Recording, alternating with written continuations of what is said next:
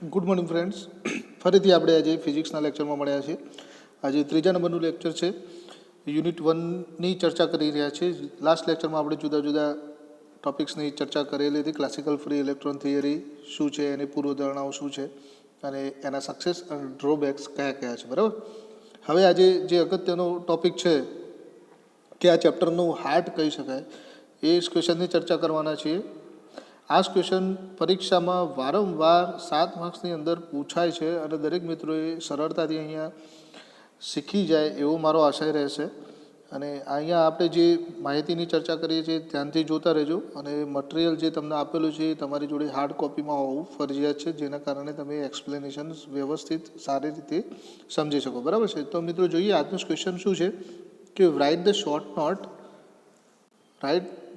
Not on the formation of energy bands and the energy band diagram.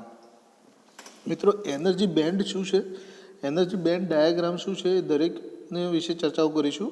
અહીંયા હું તમને primary માહિતી આપું કે આપણે આગળ જોઈ ગયા છીએ કે કોઈ એક મેટલ હોય છે અથવા ધાતુ હોય છે, એમાં રહેલા પરમાણુની આજુબાજુ રહેલી કક્ષકોમાં સૌથી બહારની કક્ષક રહેલા હોય એ ઇલેક્ટ્રોનને આપણે વેલેન્સ ઇલેક્ટ્રોન કહીએ છીએ, જે કન્ડક્ટિવિટી માટે મહત્ત્વના છે. બરાબર. તો આ જે વેલેન્સ બેન્ડ છે એટલે કે છેલ્લી આઉટર મોસ્ટ ઓર્બિટ છે એને આપણે વેલેન્સ ઓર્બિટલ અથવા તો વેલેન્સ બેન્ડ કહીશું. એમાં રહેલા ઇલેક્ટ્રોનને વેલેન્સ ઇલેક્ટ્રોન કહીશું, જેનું બીજું નામ છે ફ્રી ઇલેક્ટ્રોન.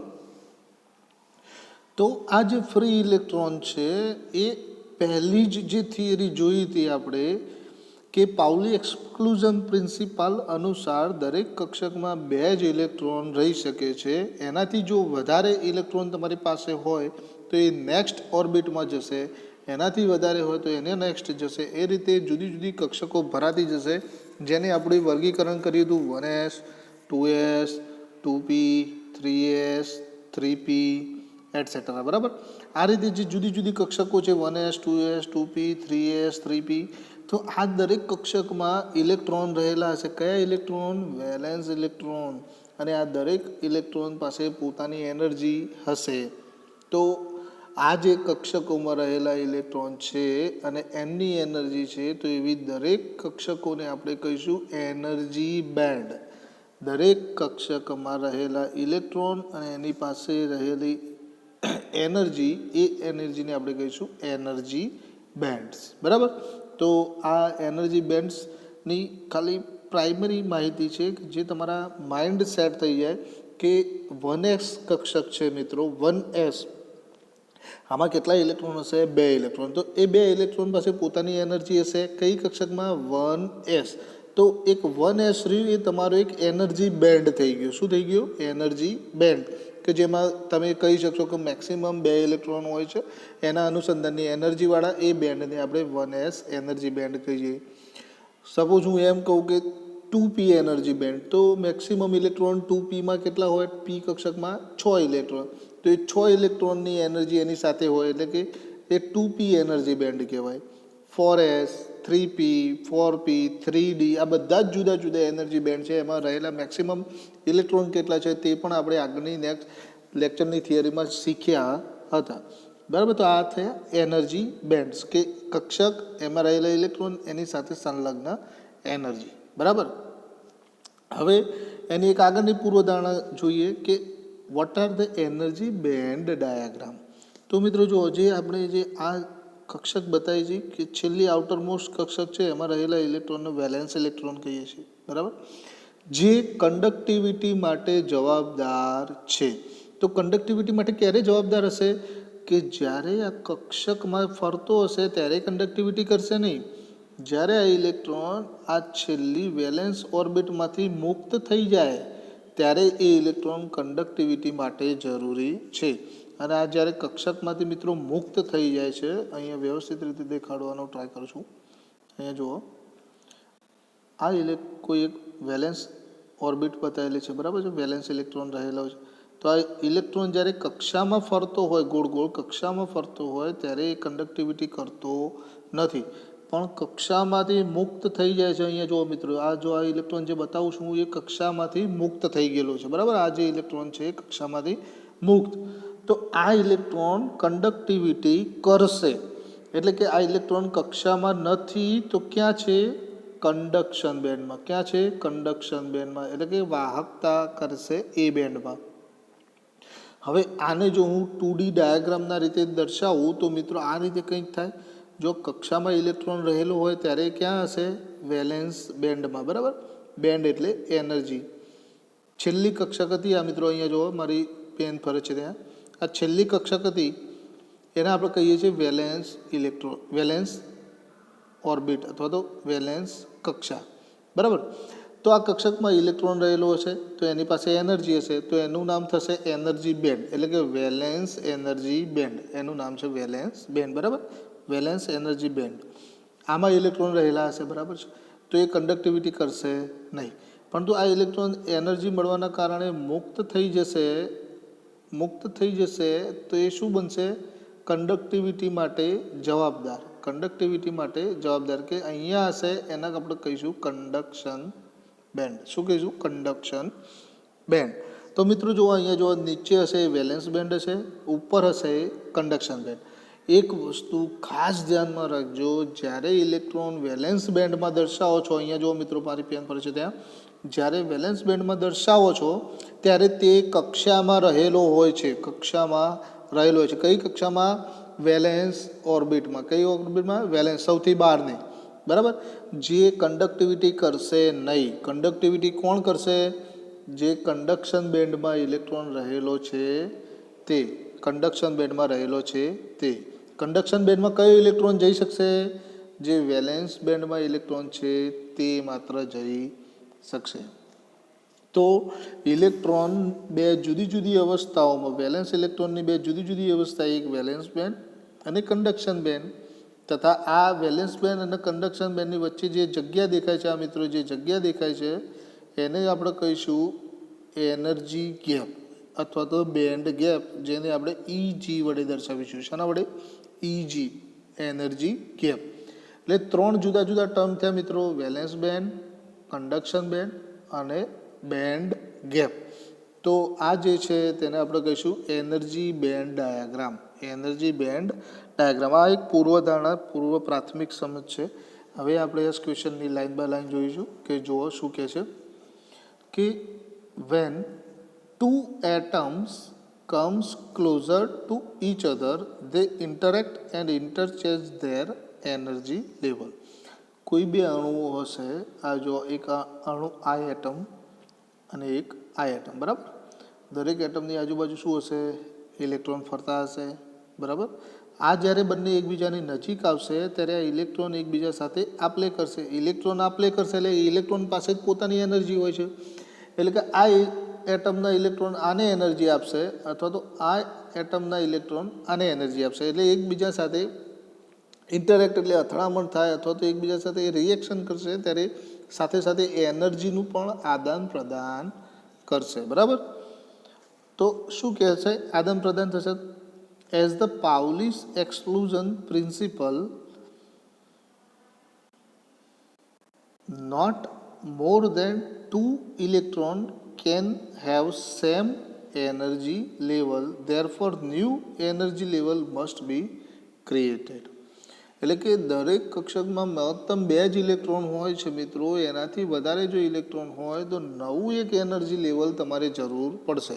ધારો કે હું કહું મારી જોડે 3 ઇલેક્ટ્રોન છે, કોઈ બે એટમ્સ એકબીજાની નજીક આવ્યા, એનર્જીની આપલે કરે છે અને એમાં ઇલેક્ટ્રોનનો વધારો થાય છે, તો એ નવા ઇલેક્ટ્રોન માટે એક નવી એનર્જી લેવલ તૈયાર થશે, જેને આપણે કહીશું નવું એનર્જી બેન્ડ, બરાબર. આગળ જોઈએ તો this closely spaced energy level is called the energy band. ખ્યાલ આવ્યો મિત્રો? જો મારી જોડે બે એટમ હતા, આ એક એટમ, આ એક એટમ. આની પાસે બે ઇલેક્ટ્રોન છે, આની પાસે પણ બે ઇલેક્ટ્રોન છે, બરાબર. તો બંને પાસે એક એક કક્ષક હોવાની, 1s. કઈ હોવાની? 1s, બરાબર, બંને પાસે. હવે આ એટમ બંને એકબીજાની નજીક આવે છે, ઇન્ટરેક્શન કરે છે. બંને એકબીજાની નજીક આવે, ઇન્ટરેક્શન કરે છે. તો એના કારણે શું થાય છે કે આ ભાઈ એટમ છે એ નંબરનો આ એ નંબરનો એટમ છે એ પોતાનો એક ઇલેક્ટ્રોન આ બી એટમને આપે છે. કયા એટમને આપે છે? બી એટમને. તો બી એટમની પાસે હવે કેટલા ઇલેક્ટ્રોન થયા મિત્રો? 3 ઇલેક્ટ્રોન થઈ જશે. તો હવે 3 ઇલેક્ટ્રોન થશે તો એની પાસે કક્ષક કેટલી હતી? એક જ કક્ષક હતી. કેમ કે એની પાસે 2 ઇલેક્ટ્રોન હતા, તો એ 2 ઇલેક્ટ્રોન માટે કઈ કક્ષક જરૂરી છે? 1s. હવે આ ત્રીજો ઇલેક્ટ્રોન જે વધારાનો છે એના માટે જો અહીંયા બી એટમ દર્શાવું છું, એની પાસે આ 1sમાં તો 2 ઇલેક્ટ્રોન હતા. હવે એક વધારાનું પણ ઇલેક્ટ્રોન આવ્યું છે, તો એના માટે એક બીજું એનર્જી અથવા તો બીજું એક કક્ષક તૈયાર થશે કે જેમાં એક ઇલેક્ટ્રોન રહેશે વધારાનો આવેલો. એ કઈ કક્ષક હશે? 2s, જે આપણે ભણ્યા છીએ આગળ કે કઈ કક્ષક પછી કઈ કક્ષક આવશે. બરાબર, 1s, 2s, 2p, 3s, 3p, 4s, 4p, 3d, આ રીતેનો ક્રમ એમનો રહેશે. એ આગળ આપણે જોયું હતું, મેં તમને બતાવ્યો હતો પણ ડાયાગ્રામ કેવી રીતે આ કક્ષકો ભરાય છે. બરાબર, તો આ ત્રીજા ઇલેક્ટ્રોનના આવવાના કારણે એક બીજી વધારાની કક્ષકની જરૂર પડશે, જેમાં એ કક્ષકમાં એક ઇલેક્ટ્રોન રહેશે. હવે મેં આગળ જેમ સમજાયું કે કોઈ કક્ષકમાં ઇલેક્ટ્રોન રહેતો હોય તો એ કક્ષકમાં એ ઇલેક્ટ્રોનની એનર્જી રહેશે. તો આવી કક્ષકને આપણે બીજા શબ્દોમાં શું કહીશું? Energy band. કે જે એ જૂની કક્ષકની નજીક જ રચાશે. જે જૂની કક્ષક હતી 1s વાળી, જે જૂની કક્ષક હતી એની તરત પછી જ રચાશે. એટલે કે એકબીજા સાથે ક્લોઝલી સ્પેસ્ડ હશે, એકબીજા સાથે બહુ અંતર હશે નહીં, જે આ લાઈનમાં લખેલું છે. બરાબર છે કે the closely spaced energy level called energy band. બરાબર. In solid containing an atom, કોઈક એવો સોલિડ વિચારો કે જે એન એટમ ધરાવે છે, તો એન એટમની પાસે એન જુદી જુદી કક્ષકો હશે. They are N possible level in each band and they can be occupied by 2n electron. જો મિત્રો અહીંયા 2n કેમ લખ્યા? એક કક્ષકમાં ફક્ત 2 જ ઇલેક્ટ્રોન. આપણી પાસે એન એટમ છે તો એન ઇલેક્ટ્રોન કક્ષકો હોવાની, પણ એન ઇલેક્ટ્રોન કક્ષકો છે એમની એનર્જી કેટલી થાય? 2n, કારણ કે દરેક કક્ષકમાં 2 ઇલેક્ટ્રોન. તો દરેક કક્ષકમાં 2 ઇલેક્ટ્રોન, તો દરેક કક્ષકની એનર્જી કેટલી? 2n.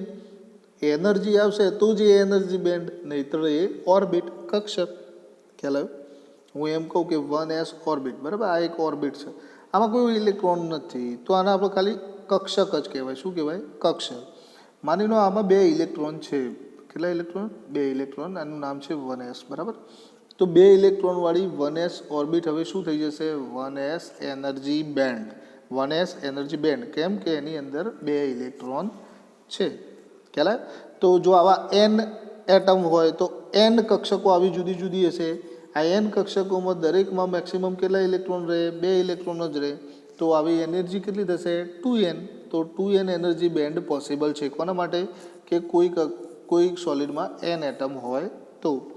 બરાબર, ધારો કે અહીંયા ફિગર આપેલી છે, જુઓ કે shows the energy level in solid, એટલે કે તમારા એનર્જી બેન્ડ બતાવે છે. જુઓ 1s બેન્ડ, એના પછી 2s, પછી 3s, 4s, 5s, 6s, એ રીતે જુદા જુદા એનર્જી બેન્ડ આગળ જતા જશો એમ બનતા જશે. આ દરેકમાં લીટા આડા કર્યા છે, એનો મતલબ the occupied by the electron. Electron હશે એટલે એને નામ કહેવાશે એનર્જી બેન્ડ.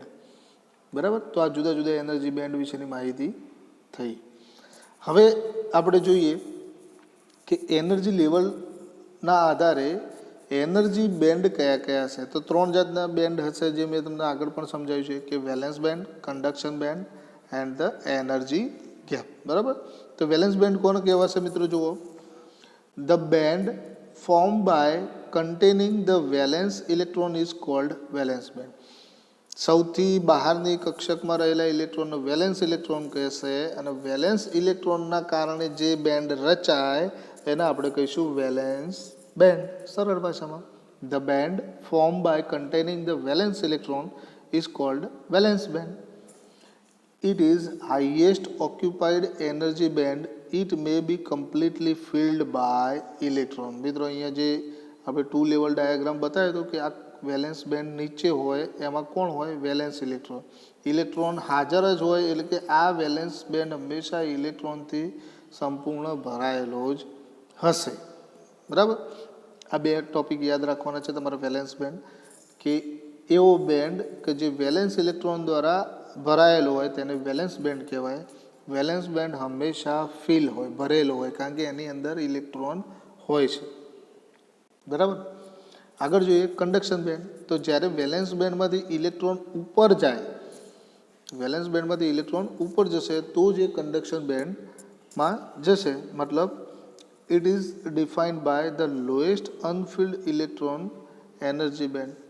અહીંયા નીચે જે તમારો વેલેન્સ બેન્ડ હશે એમાં રહેલા ઇલેક્ટ્રોનને તમે બહારથી કોઈ એનર્જી આપશો તો એ એનર્જી લઈને ઉપર જશે તો જ એ કંડક્શન બેન્ડમાં જશે. એટલે કે કંડક્શન બેન્ડમાં કોઈ વખતે ફિલ પણ હોય, એટલે કે કોઈ એનર્જી આપેલી હોય તો વેલેન્સ ઇલેક્ટ્રોન એમાં જશે તો એ કંડક્શન બેન્ડ ભરેલો હશે, અધરવાઇઝ એ ખાલી હશે. એટલે કે conduction band may be partially filled or completely empty. જ્યારે વેલેન્સ બેન્ડ હંમેશા કેવો હોય, ભરેલો હશે, બરાબર છે. તો જો it may be empty or partially filled, કદાચ ખાલી પણ હોઈ શકે, કોઈ ઇલેક્ટ્રોન ના હોય કંડક્શન બેન્ડમાં તો એ ખાલી પણ હોઈ શકે અથવા એ પાર્શિયલી ફિલ્ડ પણ હોઈ શકે. The electron can move freely in the conduction band. હવે વેલેન્સ બેન્ડમાંથી મુક્ત થશે તો જ કંડક્શન બેન્ડમાં ઉપર જાય છે. તો અહીંયા કંડક્શન બેન્ડમાં તો ઇલેક્ટ્રોન કોઈ કક્ષકમાં હોય નહીં, એટલે કે ફ્રીલી મૂવ કરી શકશે. ઓકે, આગળ જોઈએ કે એનર્જી ગેપ કોને કહેવાય. તો તમારા જે બંને બેન્ડ હતા, વેલેન્સ બેન્ડ અને કંડક્શન બેન્ડ, એ બંનેના વચ્ચેની જગ્યાને આપણે શું કહીશું, એનર્જી ગેપ. તો જુઓ, the energy gap is between the valence band and conduction band. It is known as the forbidden or the band gap. Forbidden અથવા તો બેન્ડ ગેપ પણ કહેવાશે. The energy gap is denoted by E G. E G વડે આપણે એને દર્શાવીશું. The amount of energy supplied to the electron in valence band to get excited into the conduction band. મિત્રો જુઓ, અહીંયા જે મેં તમને સમજાવ્યું હતું એના એ જ વસ્તુ છે. જો આ વેલેન્સ બેન્ડમાં રહેલા ઇલેક્ટ્રોન કન્ડક્શન કરતા નથી. કયા ઇલેક્ટ્રોન કન્ડક્શન કરે છે, કંડક્શન બેન્ડમાં. તો આ ઇલેક્ટ્રોનને અહીંયા પહોંચાડવા માટે આપણે શું કરવું પડશે, એનર્જી આપવી પડશે એક્સટર્નલ, તો જ આ એનર્જી લઈને એ ઉપરની કક્ષકમાં જશે. એટલે કે આ ઇજી શું છે, માપ છે કે વેલેન્સ બેન્ડમાંથી કંડક્શન બેન્ડમાં મોકલવા માટે જરૂરી એનર્જી, એ જ તમારું ઇજી. તો અહીંયા જે તમારો એનર્જી બેન્ડ ડાયાગ્રામ છે એ દર્શાવેલો છે. વેલેન્સ બેન્ડ છે, કંડક્શન બેન્ડ છે અને વચ્ચે બેન્ડ ગેપ છે, બરાબર છે. વેલેન્સ બેન્ડ હંમેશા કમ્પ્લીટલી ફિલ્ડ હોય છે, જ્યારે આ પાર્શિયલી ફિલ્ડ હોય છે કંડક્શન બેન્ડ, જે આ બેન્ડ ડાયાગ્રામ દર્શાવે છે. તો આશા રાખું મિત્રો, આ જે ક્વેશ્ચન છે આપણે 7 માર્ક્સમાં જીટીયુમાં વારંવાર પૂછાય છે કે describe the energy level and the energy level diagram, બરાબર છે. આ 7 માર્ક્સમાં જે આ ક્વેશ્ચન છે એ મોસ્ટ આઈએમપી ક્વેશ્ચન છે, દરેકે તૈયાર કરવાનું રહેશે, બરાબર છે. તો જોઈ શકો છો તમે અહીંયા સ્ક્રીન પર, બરાબર છે. તો મળીએ મિત્રો આવતા લેક્ચરમાં એક નવા ક્વેશ્ચન સાથે.